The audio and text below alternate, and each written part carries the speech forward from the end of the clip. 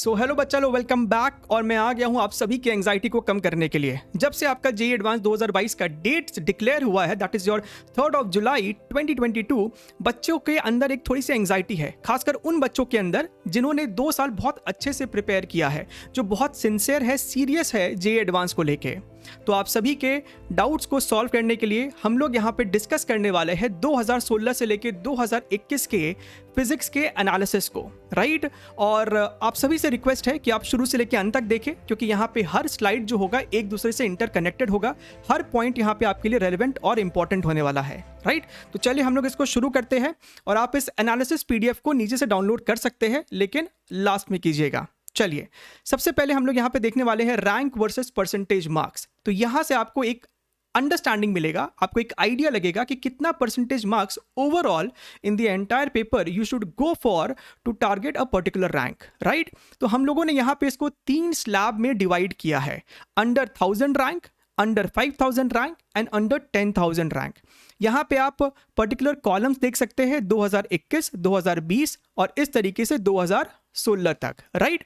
यहाँ पे 2021 के नीचे अगर आप देखें तो ये आपका टोटल मार्क्स है और ये आपका परसेंटेज मार्क्स है, right. So percentage marks is more important, क्योंकि हर साल आपको टोटल मार्क्स जो है वो वेरी करता रहता है। तो हमारा मेन फोकस होने वाला है परसेंटेज मार्क्स पे।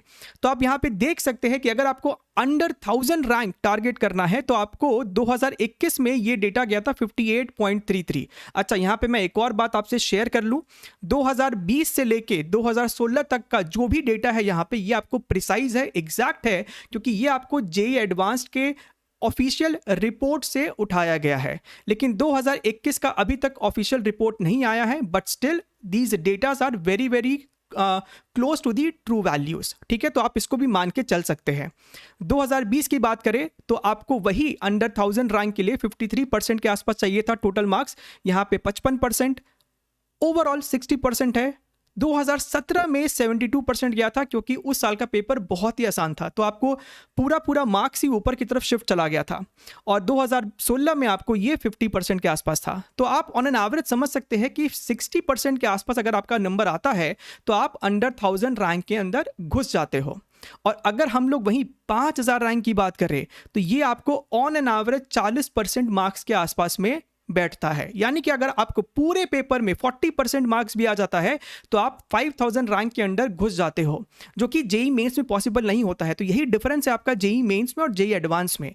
जेईई एडवांस में पूरा पेपर टारगेट कभी भी नहीं किया जाता है, राइट। कुछ पर्टिकुलर चैप्टर्स को, सेक्शंस को ही टारगेट करके बच्चे जेईई एडवांस क्लियर कर लेते हैं, और यही आपको एंड में बताया जाएगा कि कौन कौन सा इंपॉर्टेंट चैप्टर्स है फिजिक्स में जो कि आपको आसानी से 64% एवरेज स्कोर दिला सकता है किसी भी पेपर में, ठीक है। चलिए, अंडर 10,000 की बात करें तो यहाँ पे आप देख सकते हैं 30% है, ये भी आपका 30% के आसपास है, 35% है, 36% है, यानी कि 33-34% के आसपास में आपको 10,000 के अंदर रैंक मिल जाता है। यानी कि आपको एक कॉलेज तो मिल ही जाएगा आईआईटी में, ठीक है। अच्छा, अब हम लोग यहाँ पे बात कर लेते हैं कि आपका सब्जेक्ट वाइज कट ऑफ क्या होता है। अनलाइक जेईई मेंस में क्या होता है कि अगर आपका केमिस्ट्री में 0 भी आया है लेकिन आपका ओवरऑल स्कोर अच्छा है तो आपको एक रैंक मिल जाएगा। लेकिन अगर जेईई एडवांस में आपने सब्जेक्ट कट ऑफ को नहीं क्लियर किया है तो आपको रैंक भी नहीं मिलने वाला है।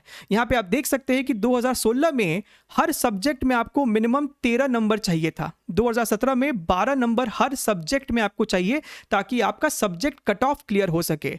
वही 2020 में 6 था, 2021 में आपका 10 था।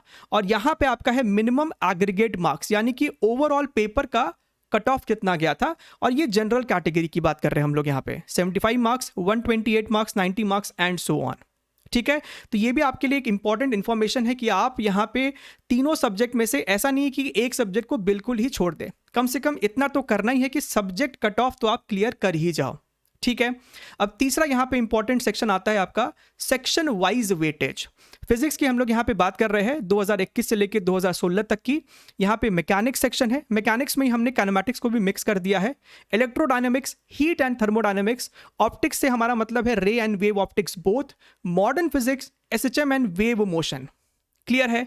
तो यहाँ पे आप देख सकते हैं ये आपका टोटल मार्क्स है, यानी 2021 में मैकेनिक्स सेक्शन से आपको 39 मार्क्स का सवाल था, इलेक्ट्रोडायनेमिक्स से 34, 17, 11, मॉडर्न फिजिक्स से 15 और एसएचएम और वेव मोशन से सिर्फ 4 मार्क्स का सवाल था, यानी कि एक ही सवाल आपसे पूछा गया होगा।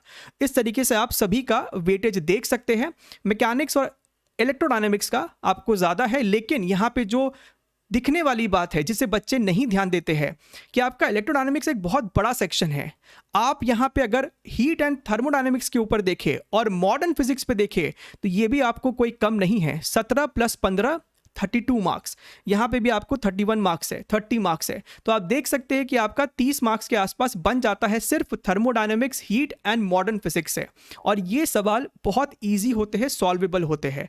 अब हम लोग अगले स्लाइड में यही देखने वाले हैं कि आपके लिए कौन कौन सा चैप्टर इंपॉर्टेंट होने वाला है। ये स्लाइड को अगर यहाँ पे आप ध्यान से देखें तो 2021 है, यहाँ पे आपके फिजिक्स के सारे चैप्टर के नाम लिखे हुए हैं, ठीक है। ये आपको 2021 में नंबर ऑफ क्वेश्चन कितने आए थे किसी पर्टिकुलर चैप्टर से, तो ये नंबर ऑफ क्वेश्चंस है और ये उसके राइट साइड में उनका कॉरस्पॉन्डिंग मार्क्स लिखा हुआ है। Same goes for 2020, number of questions and marks. इसी तरीके से आप देख सकते हैं टोटल मार्क्स, जो फुल मार्क्स जो फिजिक्स में 2021 में था दैट वाज 120, यहाँ पे 2020 में आपका था 132, 2019 में था 124 एंड सो ऑन, ठीक है। तो आपको एक आइडिया लग गया कि यहाँ पे सर ने लिखा क्या है। अब ये मेरे साइड से रिकमेंडेशन है, जितना भी मेरा एक्सपीरियंस है या फिर बच्चों के साथ डिस्कस करके मुझे उनका जो प्रॉब्लम समझ में आता है उसके हिसाब से रिकमेंडेड आपके लिए यहाँ पे कौन कौन से चैप्टर्स है। ध्यान से मेरी बातों को देखिएगा। यूनिट्स एंड डायमेंशंस, एरर्स, ये दोनों तो किसी भी बच्चे को छोड़ के नहीं जाना चाहिए। हम लोग जब एरर्स की बात करते हैं तो इसके अंदर आपका vernier calliper and screw gauge भी आ जाता है। 2021 में ये जो आपका 3 नंबर का सवाल था, सबसे पहला ही सवाल था आपका पेपर का from vernier calliper. So very very important topic. फिर हम लोग यहाँ पे बात कर रहे हैं काइनेमैटिक्स की। काइनेमैटिक्स इसलिए क्योंकि ये एक बहुत ही बेसिक कॉन्सेप्ट है जो कि आपको हर चैप्टर में लगने वाला है, तो इसको आपको अच्छे से करना है, राइट। इसके अलावा लॉज ऑफ मोशन पे कभी भी बहुत ज़्यादा डायरेक्ट क्वेश्चन नहीं पूछा जाता है, आपको इसका फंडामेंटल अप्रोच आना चाहिए, राइट। एडवांस में कभी भी आज के टाइम पे 10-10 पुल्ली वाले सवाल नहीं आते हैं, राइट। तो उस तरीके के सवाल को प्रैक्टिस करने की ज़रूरत भी नहीं है। अगला चैप्टर जो मेरे साइड से रेकमेंडेड है that is your gravitation and solids. ये 2 चैप्टर क्यों सर? क्योंकि इससे आपको एक एक सवाल पूछ लिया जाता है और बहुत छोटे से चैप्टर है और सवाल आसान होता है। क्लियर है? फिर अपना आता है थर्मल प्रॉपर्टीज एंड थर्मोडायनेमिक्स, इसको तो नहीं छोड़ना है, बहुत हाई वेटेज है और डुएबल चैप्टर्स है। वही आपका साइक्लिक वाला सवाल पूछेगा, एफिशिएंसी वाला सवाल पूछेगा, आइसोबारिक, आइसोथर्मल, कोई भी आपका प्रोसेस वहाँ पे हो सकता है, ठीक है। नेक्स्ट जो आपका रिकमेंडेड है that is electrostatics, very high weightage chapter. किसी किसी सवाल हाई हो जाता है, किसी किसी ईयर ये आपका लो भी हो जाता है, ठीक है। फिर अपना ये जो चारों सेक्शन है from current till EMI, right. Then comes your geometrical optics and at the last is your modern physics. तो ये आपको कुछ लिस्ट ऑफ टॉपिक्स है जो कि रिकमेंडेड है कि आपको करना ही करना है। अब यहाँ पे इंटरेस्टिंग पॉइंट ये है कि अगर आप इन चैप्टर्स पे फोकस करें तो लेट अस सी कि कितना मार्क्स हम अटेम्प्ट कर पाते इन रेस्पेक्टिव ईयर्स में। तो यहाँ पे अगर आप देखें तो 2021 में 70% फिजिक्स का जो मार्क्स है वो इन्हीं चैप्टर से है। तो आप देख रहे हैं आपसे फ्लूइड्स मैंने छुड़वा दिया, एसएचएम हो गया, हट गया, वेव मोशन हट गया, कैपेसिटर हट गया, रोटेशनल मोशन हट गया, सेंटर ऑफ मास हट गया, फिर भी आपको 70% मार्क्स जो है इन ब्लू वाले टॉपिक से ही निकल के आ रहा है, which is very interesting point. अगर हम 2020 की बात करें तो 65%, 68.5%, 65% अगेन इन 2018, 54% इन 2017 एंड 63% इन 2016। अगर इनकी एवरेज की बात करें तो वो आपको निकल के आता है 64% का एवरेज। यानी कि इन टॉपिक्स को करने से आप 64% मार्क्स के सवाल को आसानी से अटेम्प्ट कर सकते हैं। और मान लीजिए कि आपने इसमें से 50% या 55% भी सही कर लिया तो आप उस 3000-2000 के ब्रैकेट के अंदर घुस जाएंगे रैंक में, अगर सिर्फ फिजिक्स की बात करें और यही आप सब सब्जेक्ट में रेप्लिकेट कर पाए तो, राइट। अब यहाँ पे किसी बच्चे को मन में आएगा कि सर रोटेशन का वेटेज बहुत ज़्यादा होता है सर, क्योंकि 2021 में 20 नंबर का सवाल आया।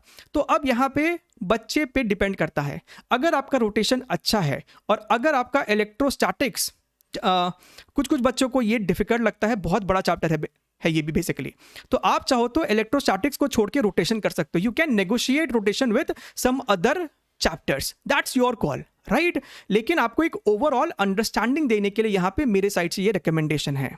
आई होप आपको यहाँ से ये पढ़ के आपको कंफर्ट लगा होगा कि सर इतना परसेंटेज मार्क्स बन सकता है। और इसके लिए आपको क्या करना है, आपको एडवांस लेवल के सवाल को प्रैक्टिस करना है। कहाँ से प्रैक्टिस कर सकते हो, आपके पास खुद का मटेरियल हो सकता है, या फिर आप हमारे इस गोल्ड माइन लिंक को फॉलो कीजिए। इस लिंक के अंदर आपको कॉन्सेप्ट रिवीजन का भी बहुत सारा वीडियोस मिलेगा, जो कि आपका रिवीजन वीडियोस है एंड पीएचडी वीडियोस है। और प्रॉब्लम सॉल्विंग के लिए हमारे पास एडवांस पीवाईक्यूज है और बहुत सारे अलग डिफरेंट एडवांस्ड प्रॉब्लम सीरीज भी है।